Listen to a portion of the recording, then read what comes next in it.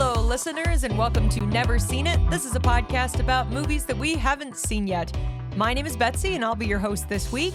I'm here with Trent. Hey, everybody. Why did my voice go up when I said never seen it? I don't know. Are you questioning me? I know it's a fact that we haven't seen this movie today because this month is our fourth week of watching movies from 2025 that we just were too busy, too lazy. We just don't do a lot of new movies, Trent. So we're doing them now at the end of the year. Yeah, and we didn't want to really come up with a very long series for the 5 Sundays in November, and then there's 4 Sundays in December, but one of them is going to be our award show, so it's just weird. So why don't we just do a little bit of catch up? So that is where we are this month and through the rest of the year. And today we are doing a movie that came out a few months ago. I don't remember exactly when this was released. I don't remember. But we are watching Sorry Baby. Now, Trent, you know probably a lot more about this movie than I do because of who wrote and stars in this movie. And directs. Oh, I forgot she directed it too. Yeah, this was written, directed, and starring Eva Victor. Now, that name might not sound very familiar to a whole lot of people, but she is actually somebody that I have followed on Twitter and just various social media platforms over the years. She is a comedian. She is quite funny. A lot of her stuff has gone viral. If you've ever seen the video of somebody waking up in a start saying, "Oh my God, we're missing straight pride," because she is a lesbian and she is doing a joke about, the gay pride parades and whatnot. And she's doing a joke about, hey, straight pride, we're missing straight pride. This is the one day of the year out of all of the days that we already have all the privilege in the world of being straight people and blah, blah, blah. You don't need me to explain jokes. But she's a very funny lady that I have enjoyed a lot of her stuff. Now, this movie, again, was written and directed by her. There is some dark subject matter here that we will get into after we watch the movie, but be forewarned, there's some sensitive stuff here. So we're going to get into that afterwards, but what I enjoy about a lot of movies like this that kind of broach topics that not a lot of filmmakers do, I feel like comedians, more than just filmmakers in general, comedians know how to broach dark topics better than like people who do a lot of dramas, people who do a lot of period pieces. This is a very humanistic kind of a movie. It's always unusual when certain comedians get to that part of their career. Like when Robin Williams is winning an Oscar, people are like, I don't understand. He's a serious actor. It's like making you cry. But he's been doing it for years. You just haven't been paying attention. You are only paying attention to the funny Robin Williams. Yeah. Same with like Jim Carrey or in these later years, Adam Sandler. These are all people who are perfectly capable of tapping into dramatic sides of themselves. And writers in particular, writing is writing. As long as you understand the structure of a joke, as far as comedy goes, it's not that much of a leap to understand the structure of how to make drama. Sure, and who better to also star in the movie? I know this is a very small kind of a project, but who better to star in it than somebody who wrote it and somebody, I think this is based on a personal experience of hers. I don't actually know that for a fact. It kind of doesn't matter, but who better to play the person that you're writing about than you? You understand how you want the actor to say it. Well, you just fucking do it. Now, as far as what people have been saying about the movie, I think it premiered at Sundance earlier this year, one of those big festivals, and a whole lot of people really enjoyed it. It's at the very top of some people's list for the entire year. So I know this is not going to be everybody's cup of tea, but this is a movie that I have wanted to see for a very long time, ever since it came out. And I think we're going to have a good discussion about it. I'm just excited there's a cat. There's a cat. It's on the poster. But we'll find out about what happens to that cat after we go watch the movie. So we're going to go and do it. We're watching Sorry Baby, and we'll be right back.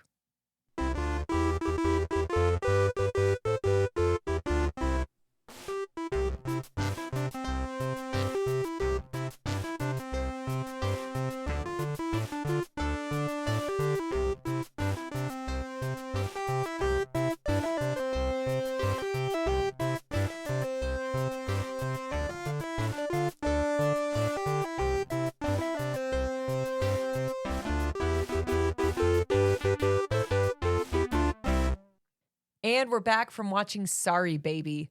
Trent, what did you think of that one? You know, it was kind of as expected. I knew it was going to be a much more low key kind of a movie. I knew the subject matter. I knew that Ava Victor was going to come at this from a very unique perspective. So, nothing we say here is going to be revelatory. Nothing we say here is going to cure anybody's ails. But I would just like to say right out the gate, there needs to be more movies like this coming from unique perspectives, coming from a primarily woman's perspective, because there are barely any men in the movie whatsoever. And I'm not just saying that because, hey, we're high and mighty and we're saying all of the things to make us feel better. No, I truly believe there needs to be smaller stories like this. A24 is kind of at the forefront, and this was produced by them. A24 puts out movies from all kinds of different filmmakers, and there just needs to be more of them. But as for the movie itself, it's kind of hard to say that you enjoy a movie like this or whatever I'm trying to say here, but I think it was very well done. It is a very personal story, clearly, and it just kind of proves that not everybody's experience is the same. You could go through a very horrific experience and it is going to stay with you for the rest of your life, but it's not like they say in all of the other movies. It's not how they describe it in a lot of other books. If somebody is sexually assaulted, their experience is unique to them and them only, which is why you cannot apply the same kind of therapy or treatment or even Band-Aid to that problem that you can for anybody else. It is unique to them. Yeah, this movie was not exactly what I thought it was going to be about. The only thing I really knew was I had seen something about her at the doctor's office, so my brain immediately went, oh, she must have gone through cancer or something at a young age, and she's dealing with the trauma that comes with that. I didn't know this was about being assaulted by her academic advisor. Yeah. She almost doesn't even know that that's what happened to her. Like the slow realization of, wait, what just happened? Yeah. And also he's gone now.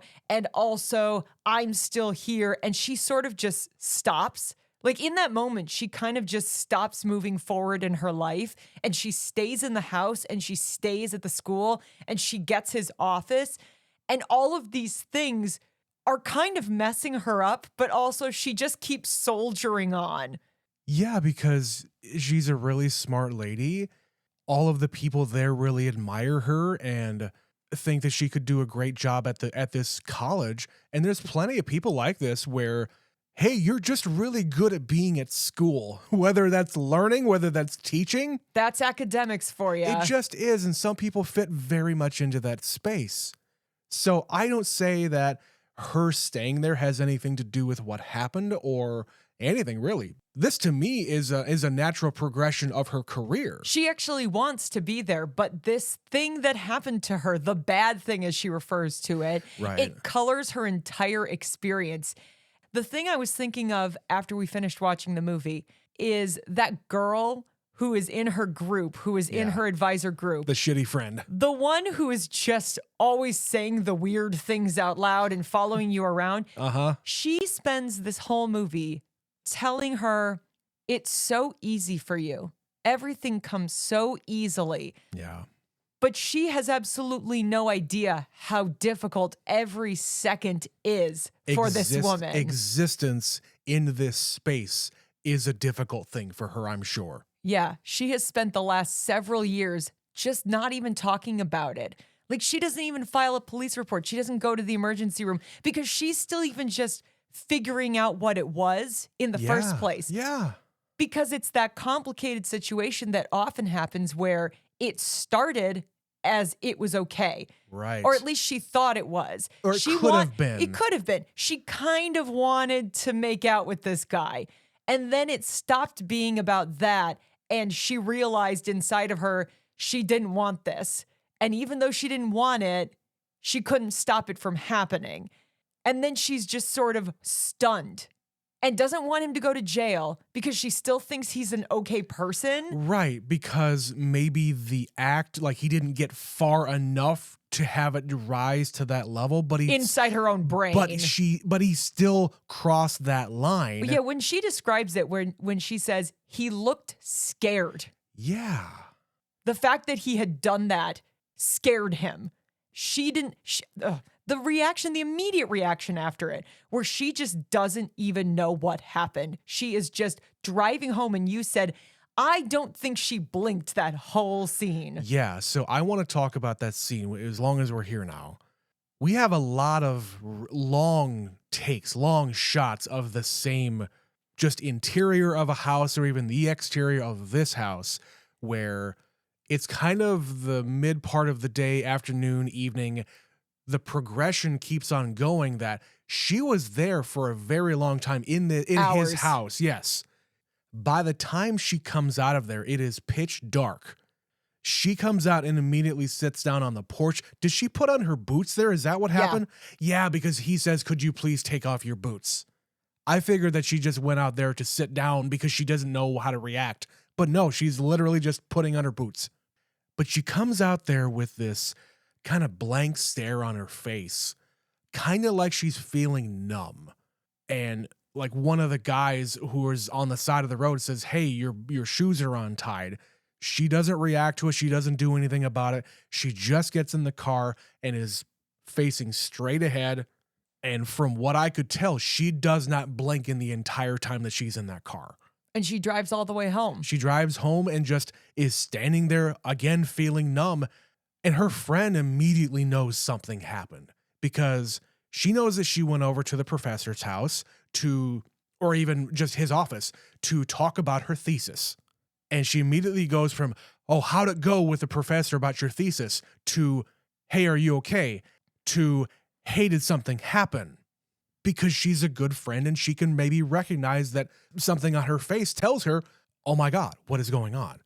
And Agnes doesn't say what happened right away. She just said, I think my pants are broken.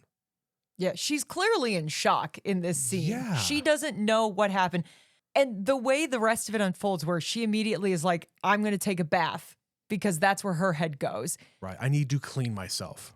And then the next day she goes to the doctor. And this whole scene with the doctor where he starts asking the standard questions, but he is so bad at this. He's so insensitive. So insensitive. Oh my and he's God. just like, well, why didn't you go to the emergency room? Why didn't you do this? This right here, this is why. Yeah. Because you just immediately jump to the protocol and treating everybody the same, and you don't actually give a shit that this happened to her, and you're blaming her for taking a bath.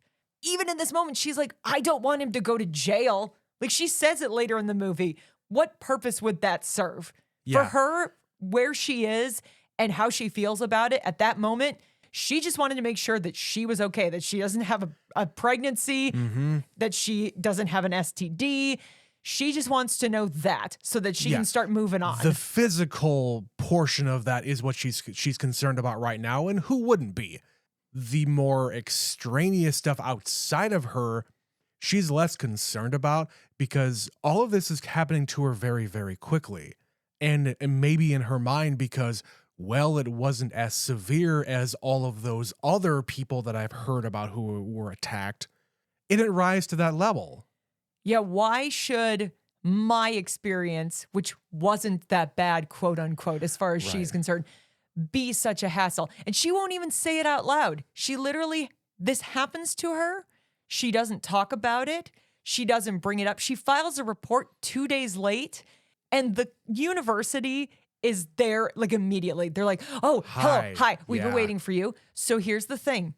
You reported it today, this morning, and he resigned yesterday. So he's already not under our umbrella of being able to do anything. Right. And because it was reported after the fact, there's no actions that can be taken not only by us to him, but to you to him on behalf of the university because he wasn't a university employee when you made this complaint.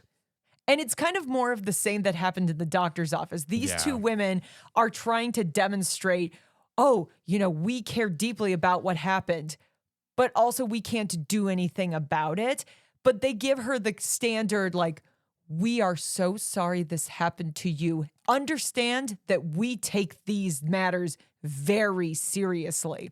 But another thing I thought of, Trent, if you really considered this a serious thing and that you as a university had a filed report that this particular individual filed a report against this other individual, why then in 3 years did you suddenly forget entirely it happened and give that individual the man's office? You would have a record of that happening. That university that took it so seriously Right. could maybe think about that before assigning her the office.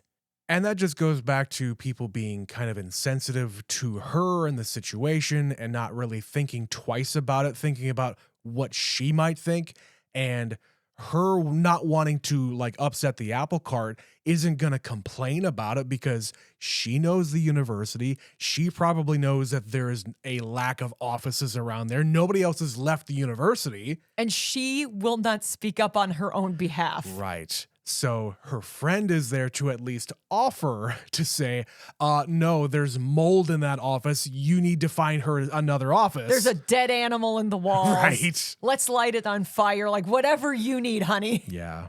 That's a good friend right there. She's got a great friend in Liddy. She is there to do whatever chaos she needs. Yeah.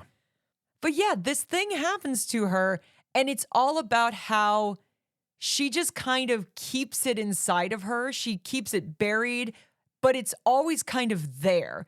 And she has the scene later in the movie with John Carroll Lynch where she is having a panic attack. Weird things in this movie trigger it for her. Well, in that case, it was when she went back to her office and that shitty friend comes in there and says, you know, I wanted that job. You got it. And this is where she says, oh yeah, this is just because things come easy to you and blah, blah, blah. But that's also where that woman reveals, oh yeah, I even fucked the professor just to get him to have an in-person review of my thesis, and he didn't even do that. And she's like, wait, what? You fucked him? And she says, yeah, it was like 5 minutes of bad sex or whatever the fuck she says. And for her, it was casual and nothing, and she was just like, I'm trying to do it to get ahead. I'm using it as a tool, and it meant nothing. To the person that didn't want to do this, tried to stop it from happening, couldn't stop it, and now she's carrying this with her.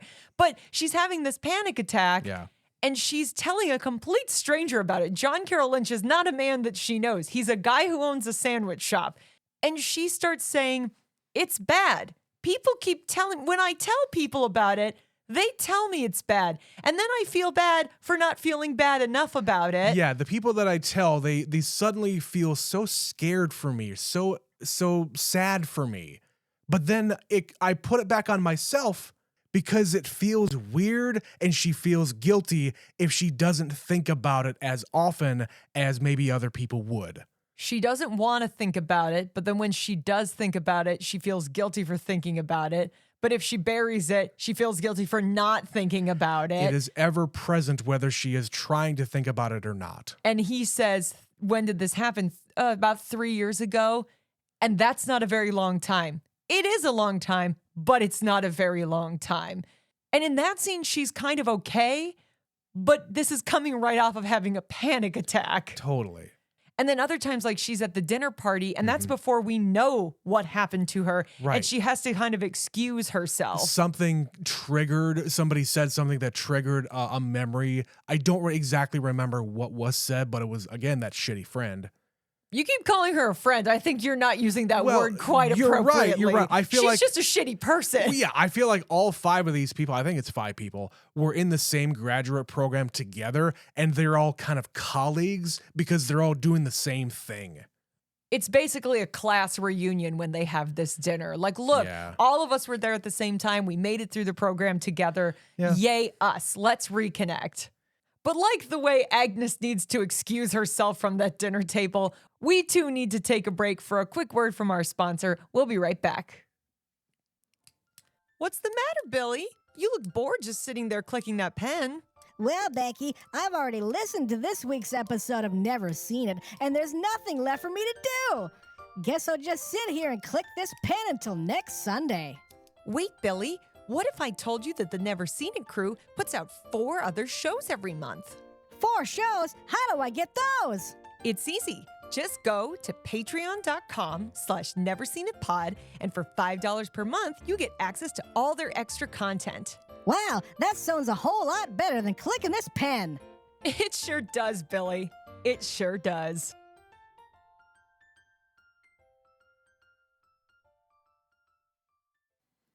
So we talked about it in the intro that this movie was written, directed, and stars Eva Victor.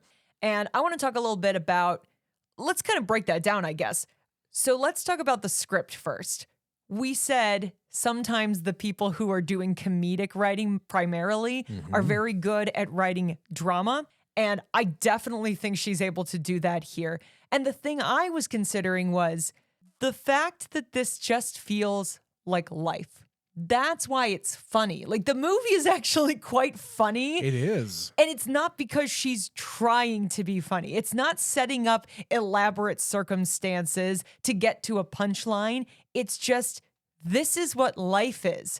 Most of the time, it's just her being really awkward and saying strange things to friends and neighbors. And the way everything is kind of broken up here into chapters. Not a lot of movies do this, but when they do, oftentimes it's kind of a crutch and it's just trying to help the audience get through everything.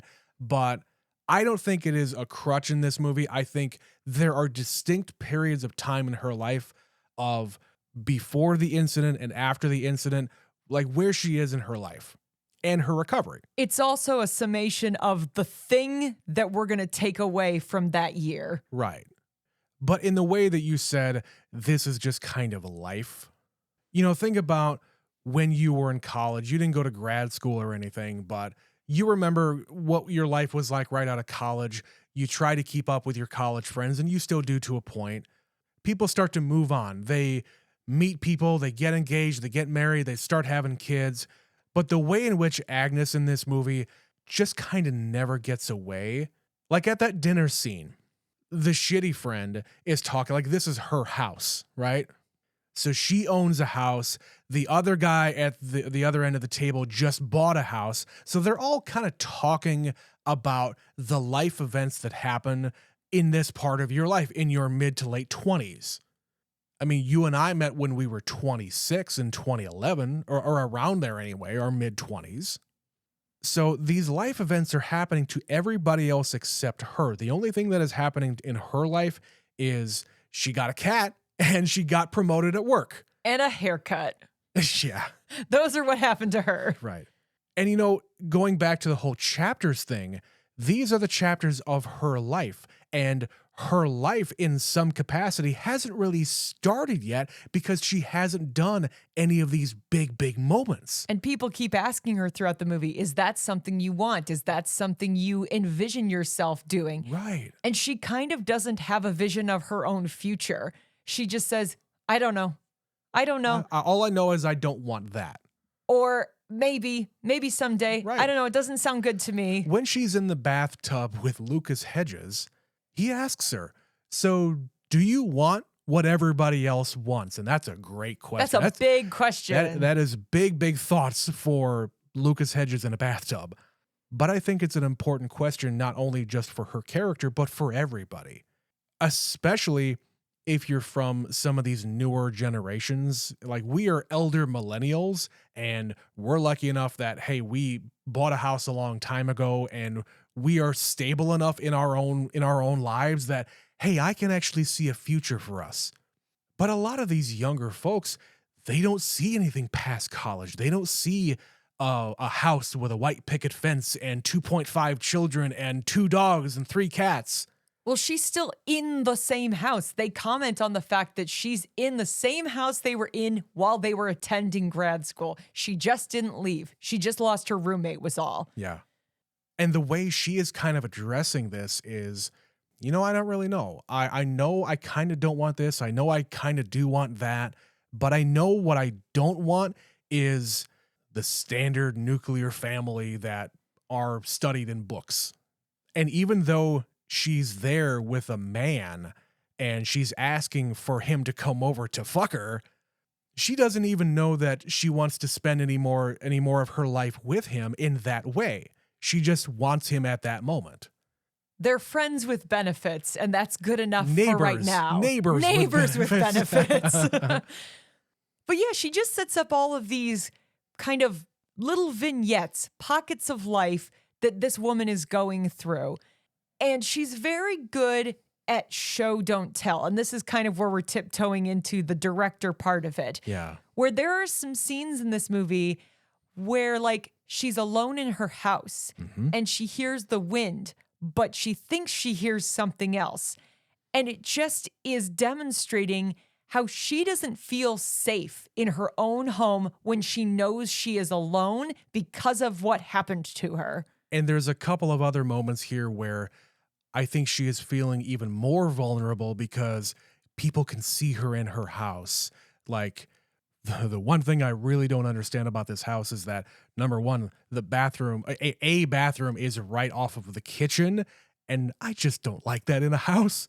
But there's a huge window right behind the toilet, and obviously she's kind of in the middle of nowhere. There's not a lot of traffic around there, so, you know, whatever. No big deal, right? Yeah, she's also probably a poor ass who can't afford curtains, so what she does instead, like, she tries to put up like a blanket on the big window in the living room, but instead she puts up her thesis, which again is another reminder to the professor and what happened with him.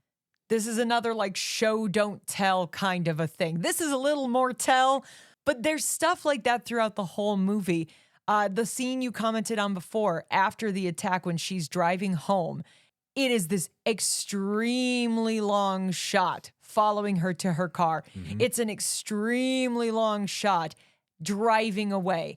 When we're looking at the house, well, we know she's in there with the professor. She lingers on that house for more time than is probably comfortable. She lingers on her face driving away. Yeah. More time than is probably comfortable. They linger on the shot of the front door from inside of the house, like multiple times.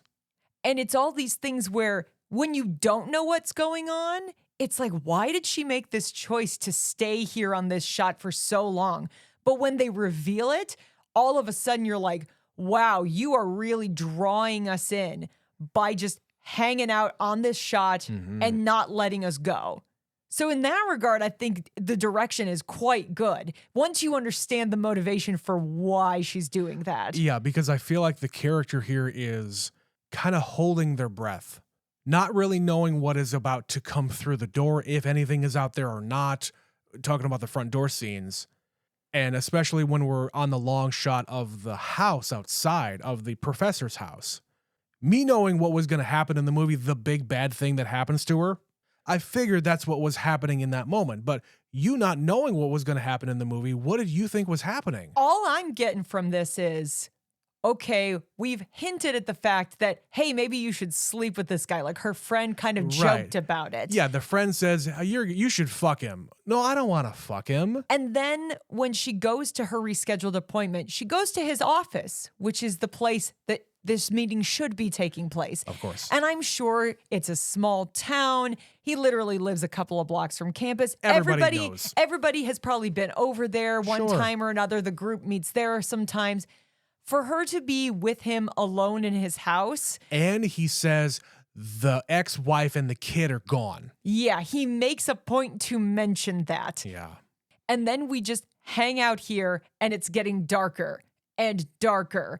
And then she just emerges. You can make an educated guess as to what happened. And she could have made the choice to never actually say it. She didn't have to have the scene afterwards where she describes what happened. She could have left it at something bad, and it would have been just as impactful, but her actually describing it invests you all the more. Did you also notice when we're lingering on the shot outside of the house, when she comes out, you can see him in the doorway watching her? Yes, he's behind her. Yeah. He doesn't do anything. He doesn't say anything. He's just there hovering. Yeah. Maybe kind of curious what she's going to do, what she's going to say. Again, going back to her description of him looking afraid. And then he is afraid because he pisses off. The next day, he turns in his resignation and transfers to another school upstate or somewhere. Yeah. And her friend describes it as he's running. He doesn't have to confront what happened. He doesn't ever apologize. He doesn't talk to her about it. He doesn't talk to anybody about it. When they reveal that the other woman slept with him, we assumed that had to be before this because she had to have an opportunity, and after this, he's gone. So he had already done this with another student. So he probably in his own mind figured, well, if one student did, the other one will too. Which is why when it happens the way it does with Agnes, and she sort of just leaps up and leaves at a certain point, that's why he's standing there, because he's like, oh, fuck, I fucked up. I crossed a line. Yeah, I already did this with somebody else. Clearly, you're just another one of my students. You're just another woman. But it's a very different situation. Yeah. Because of how she was feeling about it. And yeah, we never see him again. But she feels his presence all the time. And that's dark. That's really hard to be on that campus and seeing all these constant reminders. That's the thing that is difficult for her. Would her life be different? Would she have advanced beyond this? Or is it just something that she actually is quite happy where she is, and this is a great opportunity, and she loves this place, and she loves this school, and she has to find a way to kind of compact those things and just accept that this is a bad thing that happened to me. Yeah. And it's always going to be around. Because you could almost equate what she's feeling here to, at one point I tripped and fell in front of my students and I was embarrassed, and it was an embarrassing moment. You could almost equate those things because it is a private shame that you feel inside of you that in this case nobody really knows about, and nobody is going to bring it up except you. If you decide to talk to somebody like she talks to that sandwich shop guy, that's the only time it's ever going to come up. You and I, I'm sure, have had plenty of moments in our lives where we are embarrassed, and, I don't have to tell you the stupid thing that I said at that one place that I'm not going to mention here because you don't want me to tell that I shouldn't have story? even said that. Not in this episode. Maybe on the conversation bit one of these days.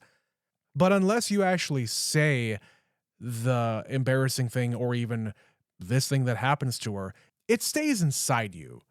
And there's no mention here of any kind of therapy. There's no mention of treatment. There's no mention of the incident itself all that often because, again, maybe she thinks that it's not that big of a deal, but it is. But clearly if it is. it is affecting you in this way to the point where you can't even talk about it to give an excuse to get out of jury duty. I really liked that scene because I do too. They're whittling down the group. And she's already, filled out this questionnaire that's like, why would you be a good juror? And she's saying, I've got all these nice things. My friends say all these nice things. Teachers make great jurors. When they get to the final group of people and they're asking questions to weed out the group and make sure that everybody can be impartial, they're really asking some pointed questions. They ask, has anyone here been the victim of a crime? Yeah. And her hand goes up instinctively because she knows that what happened to her was a crime. And then just as fast as her hand went up, she brings her hand down because she suddenly realizes she will have to say out loud the thing that she doesn't say out loud. Also, the prosecutor here is saying something that I think is very subtle, but it's important for the movie. She is making a distinction between circumstantial evidence and actual witness testimony. Circumstantial evidence in this case, you are the victim of a crime. You are the only person who can testify to what happened to you. There were no witnesses. Unless he confesses, it's all on you. There's only circumstantial evidence to what happened to you. That crime has no witnesses except the victim. The proverbial tree in the forest, basically. Yeah. So I think that's a very important point here that she is putting on screen that goes a little bit unnoticed, I think, but I got it. It's one of the moments where you just assume, oh, it's resurfacing again, and she's just going to have a hard time with this. Because at first you're like, why is this scene in the movie? Why are we doing a thing in the jury? But you're right. That particular question, that example that the lawyer gives, that is the reason she starts squirming in her seat, because she's actually thinking about, in the context of what is being asked, what the crime in her situation was. Yeah, and she's going back and forth in her mind about whether or not the thing that happened to her is a crime. And this is also where she brings up the idea that, oh, I didn't report it to the police because I don't want him to go to jail. He's got a kid. And that, I think, says more about her character as a person rather than her as a victim. Because, oh, I can deal with this. This is okay. I'm dealing with this in my own way. I don't think she considers herself a victim most of the time. Like, she knows that should. Something happened. She is the victim of a thing that happened to her, but it doesn't rise to the level of being a victim. And so she's just trying to deal with it her entire life. Yeah, which is why it goes back to my reaction at the beginning of the movie, or at the beginning of the recording, excuse me, is that these stories that we're talking about here about people being assaulted, everybody's story is different. Everybody deals with it in their own way. And you don't have to have been like violently attacked in order for you to be affected. An assault is an assault. Yeah. So we've talked about the writing, the directing. How did you feel about her as an actor in the movie? Because obviously that is the third element she's doing. Uh-huh. And I talked about in the intro that I really do like Eva Victor as a comedian. I think she's very funny. I never really knew that she had this in her or even that she wanted to be a movie writer, but apparently she has been sending out her ideas and scripts to producers and whatnot, and she got this opportunity and she ran with it. I think but before the movie was in the process of getting made, I think she either was writing for television or something having to do with comedy. So the writing part, she kind of got down. It's just, I've never seen her act in anything up until now. But as I said, the thing that I discovered her in is her doing her own little skits on Twitter. They're all kind of written out. They're scripted. It's her just filming herself for the most part, but there is a coherent story to what she's saying. There is a beginning, middle, and an end. But I think in this movie, her reaction is muted enough that makes sense to what the character is. At no time does this character ever cry. And you would think that, woe is me, I'm the victim, something bad happened to me, I'm going to cry about it. There's usually in these kinds of movies a breaking point. Something triggers them and they have to scream or cry or let it all out. Smash something, do something insane. Yeah. The closest she gets is she's walking to the neighbors and asks for lighter fluid because she's going to burn his office down. And then she immediately comes to her senses and goes back to her house and tells her friend, I had a bad thought. It was off the rails of being a sane human thought. So I'm not going to do that. I don't know why I thought that. And then just goes back to normal activity. And then she starts to feel guilty about lying about wanting to make hot dogs. They don't even have hot dogs. Yeah, but she doesn't cry. You're right. She doesn't have this intense reaction. She has panic attacks. She has that panic attack. And I think, that comes out of nowhere for her.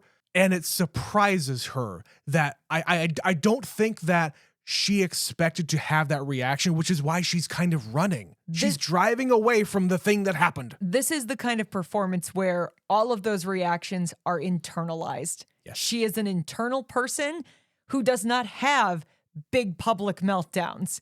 So she just doesn't do that in the movie. And you know what? For her as a character being this fucking English professor, she's got her head stuck in a book all the time. She's not going to have the big reactions because that's not her personality either.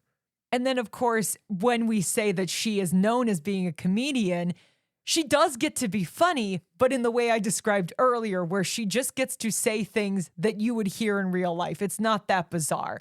And then at the end of the movie, we finally understand why the movie is called Sorry Baby, because her friend has a baby and she says, I'll do it. I'll watch your child, even though she doesn't have experience with babies. And Fran is freaked the fuck out that she's going to drop this child. So was I, because at first, when she picks that kid up, she's sort of like awkwardly holding Jane and like, I don't know how this works. I'm not a baby person. And then the baby starts to cry. I'm like, okay, I'll put you back down. And then, oh no, I guess no. Yeah. That's me. I don't do well with little kids like this. It's not that you don't like kids. It's that you just haven't held a lot of babies. No. And they make you nervous, and I understand. Yeah. But she picks up this baby and is left alone. And this is the child that she actually gets the closest to saying the thing out loud. She tells her, the world is hard and bad things are going to happen. And I'm sorry. I feel sorry for you that these bad things will happen to you. I'm sorry that bad things are going to happen to you.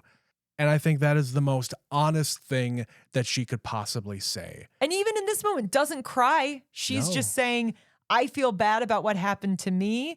I feel bad about that it happens in the world, that any bad thing happens. Right. And I'm sorry looking at you, small, innocent human, that you are one day going to have to experience that too. And I feel like because of her personality here, she exists in the world, but she isn't part of the world. Is that too weird to say? Agnes? Yeah. Meaning, yes, this thing happened to me, but bad things happen to a whole lot of people all the time. It's unfortunate, but it does happen. It just happened to happen to me. I don't know. People like this who are very internal, me included, they kind of see the world from outside of it sometimes. They see the world from outside of themselves. They even have a scene where they describe that, where her friend at the beginning, they're talking about having sex with a man, and they're just like philosophizing about why do they say that? Why do they say, do you like that? And her friend says, sometimes you're on the outside looking in at the sex that you're having. Mm-hmm. Like, it's just sort of a metaphor. She's on the outside of her own life looking in sometimes. And that's just how people see the world. That's me. So maybe that's one of the reasons why I really wanted to see this movie. This is my idea. So you're welcome. I really do like this movie, and there's only one more thing that we got to talk about. Well, I'm sure we could find many more things to talk about, but what's the one thing you have, Trent? Well, we got to talk about Lucas Hedges' dick. Oh. I really enjoy that scene because, again, it's her being able to be comedic in a very serious moment. It's also something that you don't think about in movies or any time. How often do you look at a penis when it's just there? Just hanging there flaccid like, oh, I've never seen one so soft because, hey, being a woman, in this case, she is playing a straight woman, or at least semi-straight. When she's encountering a penis, usually it's ready to go. But she says, it's so soft. I've never seen one so soft. It kind of looks better this way. Can it just be like this all the time? It's a funny scene. But Trent, we're not done because you wanted to talk about the penis. I wanted to talk about the pussy. Cat. The cat. Ha! Ha! Ha! Ha! See what I did there? Comedy. Yeah, she gets this cat through the cat distribution system. In classic cat style, she's just walking along and there's a cat. And I loved the scene in the grocery store where she's got it in her coat. Yep. And then she's checking out and the woman at the register is like, do you have a cat? No. Meow. She's being very coy about it. As she puts her hand up to her face to cover up the cat poking out. Uh-huh. Yeah. And then later, when the cat brings her a mouse but doesn't actually kill it, this is the worst reaction I think I've ever seen to finding a mouse in your bed. Why would you kill the mouse with a book in your bed? Yeah, why would you do it on the bed? You've already got the damn thing. Take it outside. It's in the bag. Close the bag. You don't have to kill it. You don't have to kill it at all. It's half dead already. But that's what cats do. They don't kill it. They play with it. Yeah. And most they of them bring it to you. Bring it to you as a gift. You rescued the poor street cat.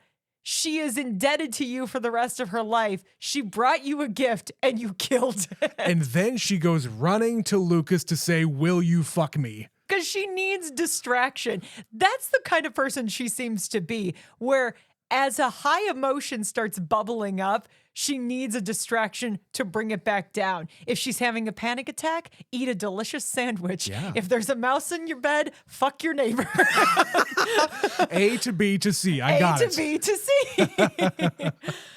But Trent, did you actually have anything else you wanted to talk about for this movie? No. That was all I had, Betsy. And I know that we're covering a lot of movies here that, yes, they're from 2025, and some of them, yes, they're getting some Oscar buzz. This is not one of them. If there is anything, however, because it was given awards at these film festivals and whatnot, do you think that there's any chance Sorry Baby gets any kind of nominations? I think if it does, it'll probably be for screenplay. Yeah. I would love if enough people loved it enough to say this is a Best Picture nominee, but there feels like a lot of Best Picture potential for a lot of movies. You're totally and right. This one is probably going to be on the outside looking in, unfortunately. What I would say to that is the Academy loves first-time writers. If it is going to get any kind of nominations, it is probably going to be for original screenplay, because this year there's a whole lot of adapted screenplays that I don't think people are really realizing are adapted. We just watched Begonia, and you told me that's adapted, and I had no idea. I thought that was this highly original idea. Nope, even that came from somewhere else. Yeah. But to the best of my knowledge, Sorry Baby just came from Eva Victor. And this is the sort of movie that once you get the layout, because it starts in the present and then it goes backwards and it gives you the stuff that you missed and leads you back to the present plus a little time. Yes. And once you get the entire flow, once you know the structure, I wanted to turn around and do it again so that I can see all the stuff that I missed, because she really does lay out the story in an interesting, compelling kind of way. So we'll see, Trent. We'll see if come Oscar time, Eva Victor is remembered for this movie, because a lot of people do have this in their best of 2025. So we were absolutely going to watch it sooner or later. I'm just glad that we did it now. I'm glad you liked it. But now, listeners, we'd like to hear from you. Did you like Sorry Baby? I know a few of our friends who I've talked to have seen this movie and it wowed them. They loved it. Yeah, they gush about it. So if you are a fan of Sorry Baby or any of the movies that we've covered from 2025 this year, or frankly, any of the movies that we've watched ever, there's quite a few of them now, send us your thoughts to neverseenitpod@gmail.com. We don't have any new emails this week, probably because our recent batch of movies have been relatively new, so we're still getting people catching up on those. And thankfully, Sorry Baby is finally on HBO Max, so hopefully a lot more people are watching it. I hope so too, and then I hope they email us their thoughts about the movie, because they can play the Never Seen It home game with Sorry Baby now. If you don't like sending email, you could also reach out to us on any of our social media platforms. We're on Blue Sky, Twitter, Instagram, Facebook. Lots of different ways you can get in contact with us. Tell us what you thought of this or any of our episodes. Including now TikTok and YouTube. And if you haven't had enough of us just from this episode, you can go to patreon.com/neverseenitpod and get a whole lot more additional content, many, many more episodes that we've been doing for almost 2 years now, Trent. There is a lot there. Yeah, I think this year in particular, we have really hit our stride with Patreon, so I'm very much looking forward to what we get up to next year. Whatever it is, it's going to be fun, because I've been having fun with all of our Patreon programming. Yeah. So that address again, patreon.com/neverseenitpod, $5 a month gets you all of those extra episodes.